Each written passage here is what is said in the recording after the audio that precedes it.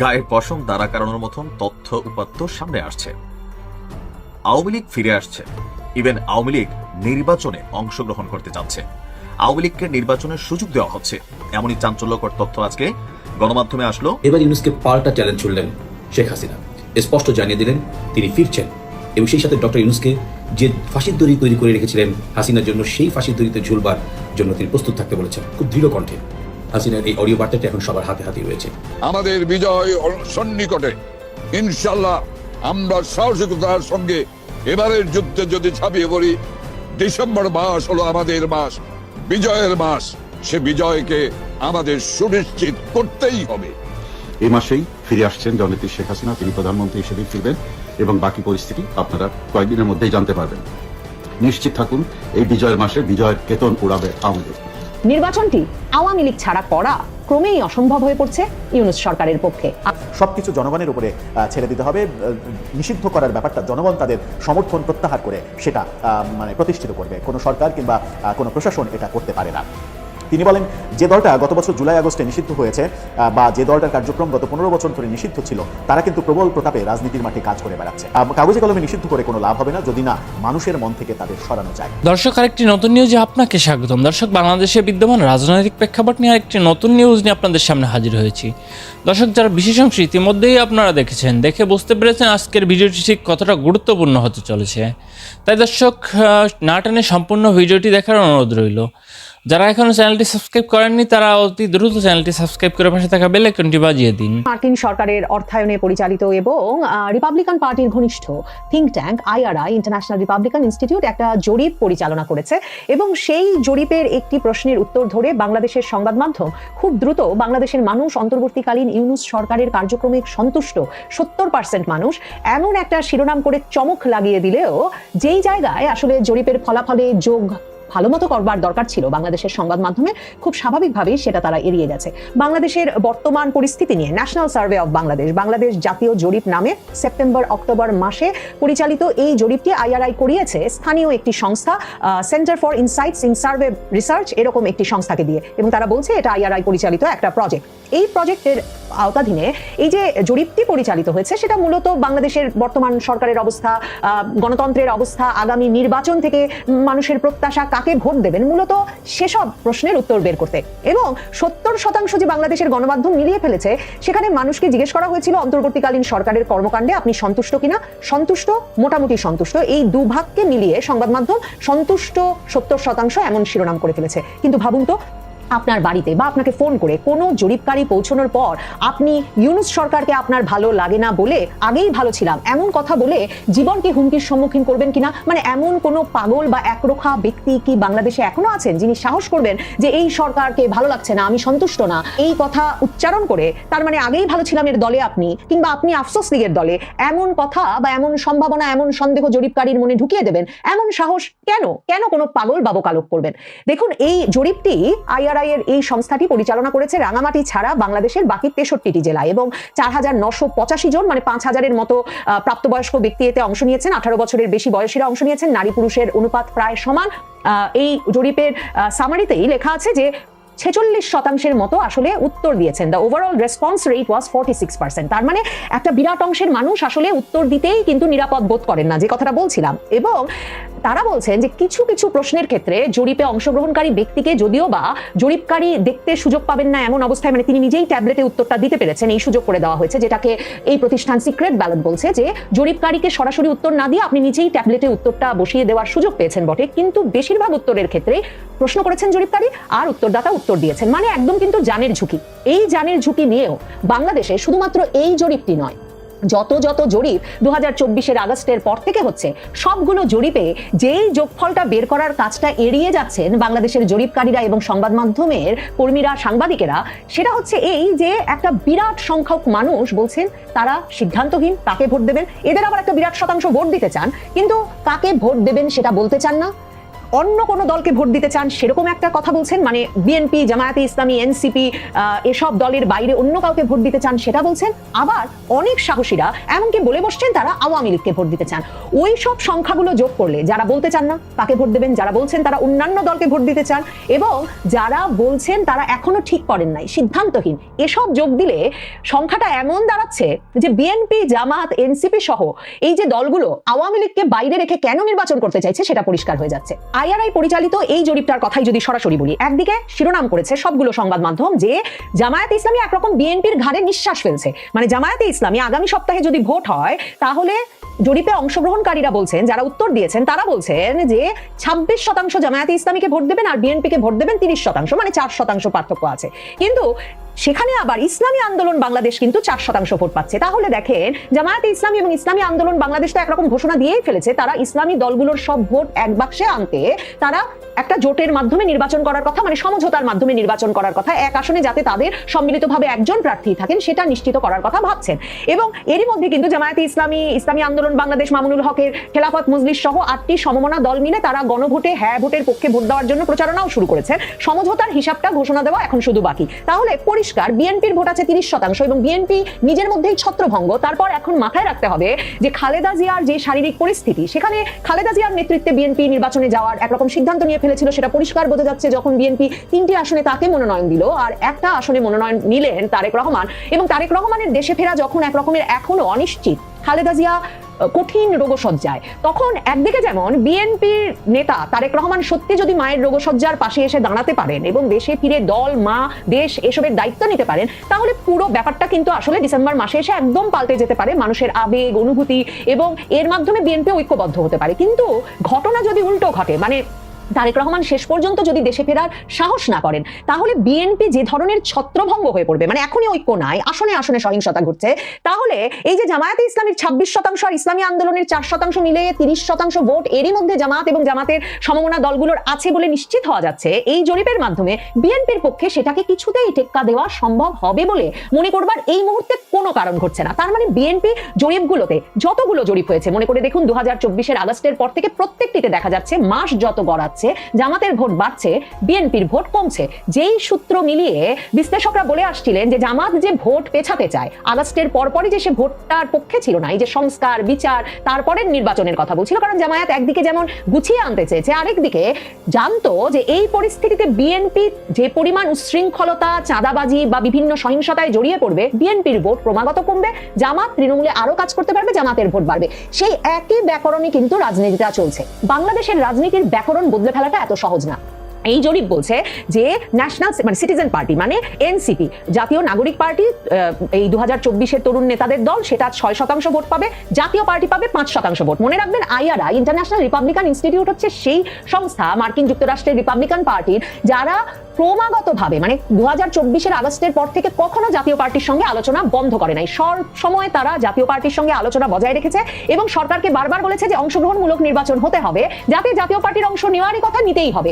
এমনকি এবছর যখন মার্কিন যুক্তরাষ্ট্র থেকে ইন্টারন্যাশনাল রিপাবলিকান ইনস্টিটিউটের প্রতিনিধি দল এসেছে, যারা কিনা প্রধান উপদেষ্টার সঙ্গে সাক্ষাৎ করেছেন, বাংলাদেশের সকল রাজনৈতিক দলের সঙ্গে সাক্ষাৎ করেছেন, তখন তারা জাতীয় পার্টির 2 অংশের সঙ্গেই সাক্ষাৎ করেছে। তো তারা এই জরিপেও জাতীয় পার্টির নাম কিন্তু একদম উচ্চারণ করে লিখেছে যে জাতীয় পার্টি কত শতাংশ ভোট পাবে। তার মানে জাতীয় পার্টিকে তারা নির্বাচনে অংশ যে নিতেই হবে এই বার্তাটা আবার ইউনূস সরকারকে দিয়েছে এবং জাতীয় পার্টিকে তারা প্রধানতম দলগুলোর মধ্যে রেখেছে এবং জাতীয় পার্টি এখানে দেখা যাচ্ছে 5% ভোট পাবে। এরপর আসুন আওয়ামী লীগের ভোটের হিসাবে।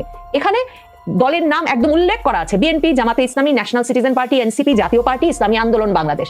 এই দলগুলোর ভোট আমি দেব, এটা বলতে বাংলাদেশে এখন কোনো প্রাণের ঝুঁকি নাই।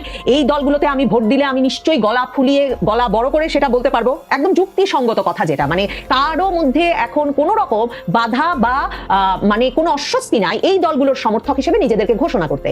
এই অবস্থায় সাম আদার পার্টি, মানে এই দলগুলোর বাইরে সাম আদার পার্টি অন্য কোনো দলকে ভোট দেবেন তারা, সেই জায়গায় 8% এসে বলেছেন তারা অন্যান্য দলকে ভোট দেবেন। তো আপনারা কি মনে করছেন যে এই অন্যান্য দল মানে গণ অধিকার পরিষদ, এবি পার্টি, কি জুনায়েদ সাকির দলটা গণসংহতি পরিষদ, এসব দলের বা মাহমুদুর রহমান মান্নার নাগরিক ঐক্য, আরো তো অনেক নতুন নতুন দল আসছে, মানে হাদির দল আছে, ইনকিলাব মঞ্চ, নিশ্চয়ই তাদের কথা বলে নাই, কারণ তারা তো কোনো বাংলাদেশের 63টা জেলায় তো এদের কোনো অবস্থান নাই, এদের মূল অবস্থান টকশোতে, সংবাদ মাধ্যমে। তাহলে কোন সে 8% ভোটার যারা সারা বাংলাদেশে বলছেন যে তারা অন্য কোনো দলকে ভোট দিতে চান, আইআরআই এর মুখে উচ্চারণ করা দলগুলোর বাইরে? এরপর I am not going to vote, আমি ভোট দেবো না 4%, আমি জানি না 7%, আমি কাকে ভোট দেবো বলবো না, মানে আমি জরিপে অংশ নিয়েছি, কাকে ভোট দেবো বলবো না, সেটা 11%। তার মানে 11 যোগ 7 18, 18 যোগ 4 22, 22 যোগ 8 30% ভোট এখানে আওয়ামী লীগের। শেখ হাসিনা এই কথাটাই বলেছেন যে ম্যাস ভোটার বয়কটের মাধ্যমে, গণ বয়কটের মাধ্যমে আগামী নির্বাচনটা আসলে অর্থহীন হয়ে পড়বে, কারণ আওয়ামী লীগের ভোটাররা কাউকে ভোট দিতে যাবেন না। মানে ওই যে আমি বলছিলাম বাংলাদেশের ভোটের ব্যাকরণটা বদলে ফেলা এত সহজ নয়। তো এমনকি গত মাসে সপ্তাহ দুয়েক আগে BYLC, Bangladesh youth leadership centre, একটা ইউথ ম্যাটার সার্ভে, একটা যুব জরিপ পরিচালনা করেছিল, যেখানে দেশের 8টি বিভাগের 27টি জেলার 18 থেকে 35 বছর বয়সী 2500 জনের বেশি তরুণ অংশ নিয়েছিল, এবং এটাও সরাসরি সাক্ষাৎকারের মাধ্যমে অনুষ্ঠিত হয়েছিল। সেই জরিপটিতেও কিন্তু দেখা গেছে যে 19.6% তরুণ বিএনপিকে সমর্থন করেন, ভোট দিতে চান, 16.9% জামায়াতে ইসলামীকে ভোট দিতে চান, 9.5% ঘোষণা করেছেন যুবকদের মধ্যে তারা আওয়ামী লীগকে ভোট দিতে চান। তার মানে ওই জরিপে আওয়ামী লীগ অপশন ছিল, এবং 3.6% জাতীয় নাগরিক পার্টি এনসিপিকে সমর্থন করেন, মানে তরুণদের মধ্যে এনসিপির দশাটা বোঝেন। কিন্তু ওই জরিপেও বাংলাদেশের 30% তরুণ বলেন যে তারা এখনো সিদ্ধান্ত নিতে পারেন নাই আসন্ন জাতীয় নির্বাচনে তারা কাকে ভোট দেবেন, আর 17.7% তরুণ, মানে 18% তরুণ বলেছেন তারা তাদের পছন্দের দলের নাম প্রকাশ করতে অনিচ্ছুক। তাহলে 30-এর সঙ্গে 18 যোগ করুন 48, 48-এর সঙ্গে 9.5 আওয়ামী লীগের যোগ করুন, কাজে ধারণা করা যায় এই 57.5% একটা বিরাট অংশ আওয়ামী লীগের ভোটার। এই অবস্থায় সরকারের মিত্র বিশ্লেষক ডেভিড বার্গম্যান তিনি পর্যন্ত উদ্বেগ প্রকাশ করে প্রথম আলোতে এই রকম একটা কলাম লিখতে বাধ্য হয়েছেন যে বিএনপি ও জামায়াতের পার্থক্য কম, অনিশ্চিত ভোটার বেশি। সেখানে একদিকে যেমন তিনি লিখছেন যে যতগুলো জরিপ হয়েছে গত সরকারের পতনের পর থেকে একটার পর একটা প্রায় একই রকম ফল দেখাচ্ছে, এবং এর পাশাপাশি তিনি বলেছেন যে 10% যে ঘোষণা দিয়ে তরুণেরা বলছেন যে তারা আওয়ামী লীগকে ভোট দিতে চান, এটা একটা খুব উল্লেখযোগ্য ঘটনা। মানে তাকে এটা ভীষণ অবাক করেছে, কারণ তারা ভেবেছিলেন যে আওয়ামী লীগের স্বৈরাচারী শাসনে বিএনপির জনপ্রিয়তা অত্যন্ত বেড়ে যাবে, কিন্তু তারা দেখছেন সেটা একেবারেই হয়নি, বরং কমে এসেছে। আর ডেভিড বার্গম্যানকে অত্যন্ত বিচলিত করেছে এই সিদ্ধান্তহীন ও নীরব ভোটাররা, যেখানে 18% তরুণ তাদের পছন্দ জানাতে অস্বীকৃতি জানিয়েছেন, এবং এর মধ্যে নীরব আওয়ামী লীগ আছে সেটা ডেভিড বার্গম্যান বুঝতে পারছেন। তবে তিনি ওই যে আরো 17.7%, প্রায় 18% যে বলেছেন তারা ভাই দলের নাম জরিপকারীদের সামনে বলবেন না, মানে জীবনকে হুমকির মুখে ফেলবেন না, তাদের মধ্যেও যে আওয়ামী লীগ আছেন, ডেভিড বার্গম্যান সেই বিষয়টি, সেই সম্ভাবনাটি চেপে গেছেন। গায়ের পশম দাঁড়া কারণের মতন তথ্য উপাত্ত সামনে আসছে। আওয়ামী লীগ ফিরে আসছে, ইভেন আওয়ামী লীগ নির্বাচনে অংশগ্রহণ করতে যাচ্ছে, আওয়ামী লীগকে নির্বাচনের সুযোগ দেওয়া হচ্ছে। এমনই চাঞ্চল্যকর তথ্য আজকে গণমাধ্যমে আসলো যে ভারত বাংলাদেশের যে নিরাপত্তা উপদেষ্টা ছিলেন, কয়েকদিন আগে আমাদের নিরাপত্তা উপদেষ্টা খলিল সাহেব, তিনি আপনার সম্প্রতি ভারত সফর করে আসছিলেন, সেখানে যে জাতীয় নিরাপত্তা, তার সাথে নিরাপত্তা উপদেষ্টার সাথে কিন্তু একটা বৈঠক হয়েছিল। সেই বৈঠকে গোপন ষড়যন্ত্র নাকি হয়েছে, আর এই সকল চাঞ্চল্যকর তথ্যকে দিয়েছে ওয়ান কাইন্ড অফ অতিরিক্ত গুজব, অতিরিক্ত মিথ্যা বলে, মানে বিকাশ নুরুর দলের যিনি আছেন রাশেদ, মানে কি বলে নিজেও মাঝে মাঝে বোঝে না। মোশাররফ করিমের একটা নাটক দেখছিলাম, ওয়াও না ওয়াও, ওই যে ক্ষেতের মধ্যে নেমে কৃষকে, আরে আমার দেশের কৃষক, কয়েকদিন আগে আমার দেশের রত্ন, এরকম একটা ভিডিও ভাইরাল হয়েছে। তো রাশেদ যে এই তথ্য দিচ্ছে, রাশেদের কোন গোয়েন্দা সংস্থা এই তথ্য দিচ্ছে, সেটা হচ্ছে একটা প্রশ্ন। মানে এরা মাঝে মাঝে এমন কথা বলে পুরো দেশের মধ্যে আউলাই ফেলে। আচ্ছা, কি বলছে যে আগামী জাতীয় নির্বাচনকে কেন্দ্র করে দেশ বিদেশে নানান ষড়যন্ত্রের আভাস মিলছে। গণ অধিকার পরিষদের সাধারণ সম্পাদক রাশেদ বলছে বাংলাদেশ এবং ভারতের নিরাপত্তা উপদেষ্টাদের সাম্প্রতিক যে বৈঠক ছিল, সেই বৈঠকে নাকি আওয়ামী লীগকে আসন্ন নির্বাচনের সুযোগ করে দেওয়ার বিষয়ে আলোচনা হয়েছে। তো ওই সময় কি রাশেদের কোনো লোক ওইখানে উপস্থিত ছিল বা এদেরকে পাত্তা দিচ্ছে, ওই লেভেলে গেছে? এদের কাজে হচ্ছে দেশে গুজব ছড়ানো। আওয়ামী লীগ থাকতো এরা সারাদিন গুজব ছড়াইতো, এখনো গুজব ছড়ায়, এই দলটাই গুজববাজ হয়ে গেছে।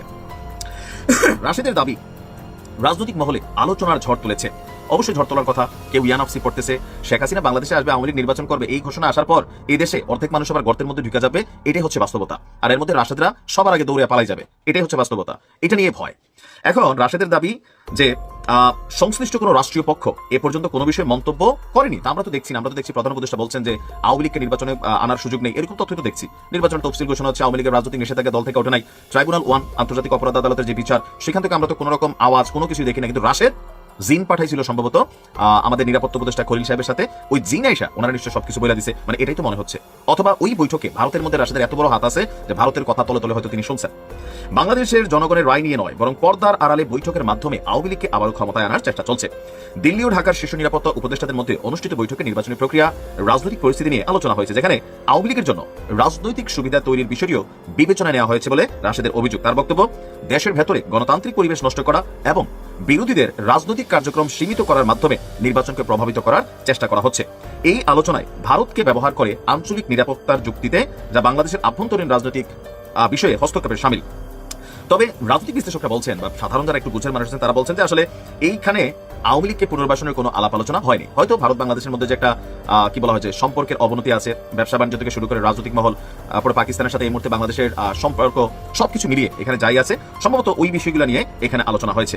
আর রাশেদের এই বক্তব্যের পর সরকারের পক্ষ থেকে কোনো প্রতিক্রিয়া পাওয়া যায়নি। আর আওয়ামী লীগের নেতারাও বরাবর মতো দাবি করে আসছেন নির্বাচন কমিশন আছে, যাই হোক জরুরি না। এখন রাশিদ খানদের এরকম বক্তব্য মাঝে মাঝে জাতির মধ্যে বিভাজন তৈরি করে, পজিশনে দেয় নাকি মন যা আসে মাইক সামনে পাইলে বলে, এটা তারাই ভালো জানে। কারণ আমরা দেখছি ফারুক মাইর খাইছে, বিপিনুর মাইর খাইছে, রাশেদ এখনো বাইচা আছে। এরকম বক্তব্য দিলে ভাই যে কোনো সময় আপনি বাড়ে পড়বেন। এবার ইউনুসকে পাল্টা চ্যালেঞ্জ ছুড়লেন শেখ হাসিনা। স্পষ্ট জানিয়ে দিলেন তিনি ফিরছেন এবং সেই সাথে ডক্টর ইউনুসকে যে ফাঁসির দড়ি তৈরি করে রেখেছিলেন হাসিনার জন্য, সেই ফাঁসির দড়িতে ঝুলবার জন্য তিনি প্রস্তুত থাকতে বলেছেন খুব দৃঢ় কণ্ঠে। হাসিনার এই অডিও বার্তাটি এখন সবার হাতে হাতে রয়েছে। পাশাপাশি তিনি বলেছেন, পাঠিয়ে দেন সেই প্লেন, যে প্লেনে করে আমি এখানে এসেছিলাম। কতটা দৃঢ় কণ্ঠ থাকলে এমনটি সম্ভব? এর কারণ আন্তর্জাতিক সব মহল এখন হাসিনার পক্ষে একাট্টা। বিভিন্ন চাপে ইউনুস সরকার কোণঠাসা, কোনোভাবেই পালাবার পথ তিনি পাচ্ছেন না। ভারতের কোনো রকম আনুকূল্য নেই।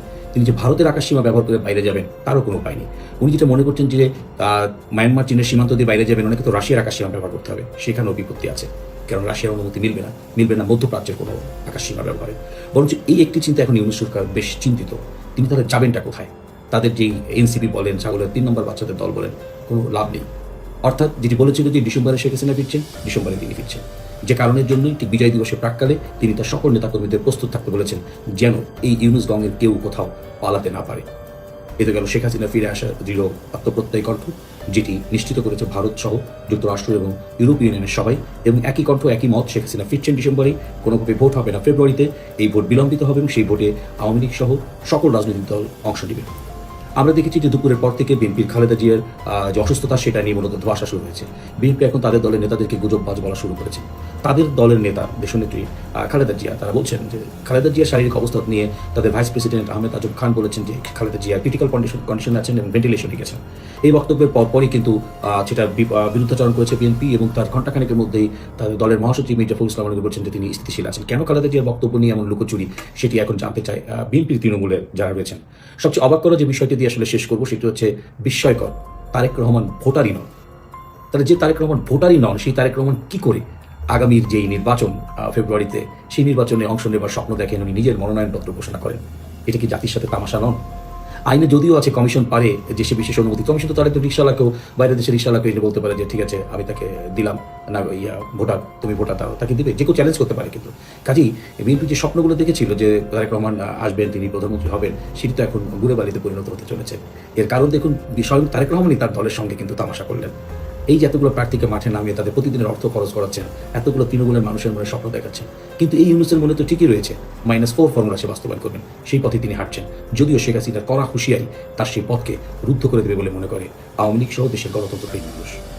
বলছিলাম বিএনপি নেত্রী রুমিন ফারহানার কথা। রুমিন ফারহানাকে বিএনপি মনোনয়ন দেয়নি। 237টা আসনে যে ঘোষণা দিয়েছে, সেই ঘোষণার মধ্যে রুমিন ফারহানার নাম নেই। সেটা নিয়ে যথেষ্ট বিতর্ক হয়েছে যে রুমিন ফারহানা, যিনি বিগত আওয়ামী লীগের সময় ভয়েস রেজ করার চেষ্টা করেছিলেন বিএনপির পক্ষে, যে 2-1 মানুষ ভয়েস রেজ করার চেষ্টা করেছিলেন, তার মধ্যে রুমিন ফারহানা একজন। যদিও সংসদ সদস্য হিসেবে থেকে তিনি আওয়ামী লীগ সরকারের কাছে প্লট চেয়ে বিতর্কিত হয়েছিলেন। সেই রুমিন ফারহানা তিনি বলছেন যে রাজনীতিতে রাজনৈতিক দল নিষিদ্ধ করা কোনো সমাধান নয়। তাকে নিয়ে একটা রিপোর্ট তৈরি করেছে ইত্তেফাকের শিরোনামটা দেখলেই বুঝতে পারবেন। সেখানে বলা হচ্ছে রাজনৈতিক দলকে নিষিদ্ধ করে কোনো সমাধান হয় না। রুমিন ফারহানা তিনি সেখানে বলছেন যে রাজনৈতিক দলকে নিষিদ্ধ করা কোনো কার্যকর সমাধান নয়। রাজনৈতিক দলকে কাগজে কলমে নিষিদ্ধ করে কোনো লাভ হবে না এবং এটিতে কোনো সমাধান হয় না। পলিটিক্যাল পার্টিকে কাগজে কলমে নিষিদ্ধ করে কোনো লাভ আদতেও নেই, তেমনটা তিনি বারবার বলেছেন। জামাতকে শেখ হাসিনা লাস্ট মোমেন্টে নিষিদ্ধ করেছিল। এর আগেও জামাত শিবিরের নিবন্ধন বাতিল করেছিল। সকলভাবে চেষ্টা করা হয়েছে দলটিকে কোণঠাসা কোণঠাসা করে একেবারে শেষ করে দেওয়ার, কিন্তু সেটা সম্ভব হয়নি। নিষিদ্ধ করে আসলে কোনো সমাধান হয় না, তেমনটা তিনি বলছেন। মুসলিম লীগের উদাহরণ তুলে রুমিন ফারহানা বলেছেন, মুসলিম লীগ বাংলাদেশে এখনো রাজনীতি করে। এই দলের কর্মী আছেন কতজন? কেউ কি তাদের হদিস জানে? কেউ কি জানে যে মুসলিম লীগ বলে কোনো দল আর আছে? অর্থাৎ তিনি বোঝাতে চাচ্ছেন যে ম্যাগনিফাইড গ্লাস দিয়েও যে দলকে খুঁজে পাওয়া যায় না, সেই দলকে খুঁজে না পাওয়ার পেছনে মূল কারণটা হচ্ছে জনগণ তাদের পছন্দ করে না। সুতরাং সবকিছু জনগণের উপরে ছেড়ে দিতে হবে। নিষিদ্ধ করার ব্যাপারটা জনগণ তাদের সমর্থন প্রত্যাহার করে সেটা প্রতিষ্ঠিত করবে। কোনো সরকার কিংবা কোনো প্রশাসন এটা করতে পারে না। তিনি বলেন, যে দলটা গত বছর জুলাই আগস্টে নিষিদ্ধ হয়েছে বা যে দলটার কার্যক্রম গত 15 বছর ধরে নিষিদ্ধ ছিল, তারা কিন্তু প্রবল প্রতাপে রাজনীতির মাঠে কাজ করে বেড়াচ্ছে। জামাতের কথা তিনি বলছেন। কাগজে কলমে নিষিদ্ধ করে কোনো লাভ হবে না যদি না মানুষের মন থেকে তাদের সরানো যায়। জামাতের উদাহরণ দিয়ে তিনি আওয়ামী লীগের প্রসঙ্গে এই কথাটা তিনি বলেছেন একটি নতুন জোটের কথা শোনা যাচ্ছে, যেখানে 16টি রাজনৈতিক দল আছে। এই জোটের মধ্যে আওয়ামী লীগের যারা সরাসরি বড় কোনো পদে ছিলেন না, যারা মন্ত্রী এমপি হননি, যাদের উপরে 24-এর গণঅভ্যুত্থানের দায় নেই, কিন্তু যারা আওয়ামী লীগের ব্যাপারে সফট কর্নার ধারণ করেন, এরকম মানুষ এই জোটের মাধ্যমে আসতে পারে। একটা খুবই বড় ইনফরমেশন দিয়েছেন যে 16 দলের একটা জোটের কথা শোনা যাচ্ছে, যেখানে আওয়ামী লীগকে কেন্দ্র করে এই ব্যাপারগুলো হচ্ছে। যারা আওয়ামী লীগের দোষী না, নির্দোষ, যারা এমপি ছিলেন না, মন্ত্রী ছিলেন না, তারা কিন্তু এই জোটে অংশগ্রহণ করবে। বিএনপির এই নেত্রী আরও বলেছেন, নির্বাচন বানচাল করার ব্যাপারে আওয়ামী লীগের একটা পরিকল্পনা আছে। এটা আমি বলছি না, এটা স্বয়ং শেখ হাসিনা পুত্র সজীব ওয়াজেদ জয় বলেছেন। জয় কিন্তু একটি বিদেশি গণমাধ্যমের সঙ্গে সাক্ষাৎকারে, রয়টার্সের সঙ্গে সাক্ষাৎকারে এই কথাটা বলেছেন যে নির্বাচন যদি তাদেরকে করতে দেয়া না হয়, তাহলে সেই নির্বাচন আওয়ামী লীগ প্রতিহত করবে। কিছুদিন আগে একটি জরিপের উপরে ডেভিড বার্গম্যানের একটা লেখা ছাপা হয়েছে। 2500 জনের মতো তরুণের উপরে এই জরিপটা করা হয়েছে, যাদের বয়স 18 থেকে 35-এর মধ্যে। সারা বাংলাদেশের জরিপটা হয়েছে। সেখানে বলা হয়েছে তরুণদের মধ্যে 20% বিএনপিকে ভোট দেবে, 17% জামাতকে, আর 9 বা 10% আওয়ামী লীগকে ভোট দেবে। আর কোনো দলের প্রতি সমর্থন অনিশ্চিত এমন ভোটার সংখ্যা সবচেয়ে বেশি। অর্থাৎ এই যে 20%, 17%, 37 আর 10, 47% মতামত ব্যক্ত করেছে যে বিএনপি, আওয়ামী লীগ এবং জামাতকে ভোট দেবে। বাকি 53% কিন্তু এখনো পরিষ্কার করে বলেনি যে তারা কাদেরকে ভোট দেবে। সুতরাং এই সিদ্ধান্তে উপনীত হওয়া এখনই সম্ভব নয় যে তরুণদের সমর্থনও আওয়ামী লীগের ওপরে নেই কিংবা কোনো দলের ওপরে আছে। এটা কিন্তু তিনি একেবারে জরিপের তথ্য দিয়ে বলছেন। দর্শক, আশা করি না টেনে সম্পূর্ণ ভিডিওটি দেখেছেন, দেখে বুঝতে পেরেছেন কি হতে চলেছে। দর্শক, আপনাদের গুরুত্বপূর্ণ মন্তব্য কমেন্ট সেকশনে দিয়ে যাবেন। যদি চ্যানেলটি সাবস্ক্রাইব করে না থাকেন, চ্যানেলটি অনুগ্রহ করে চ্যানেলটি সাবস্ক্রাইব করবেন। যারা ইতিমধ্যে চ্যানেলটি সাবস্ক্রাইব করেছেন তাদেরকে অসংখ্য ধন্যবাদ।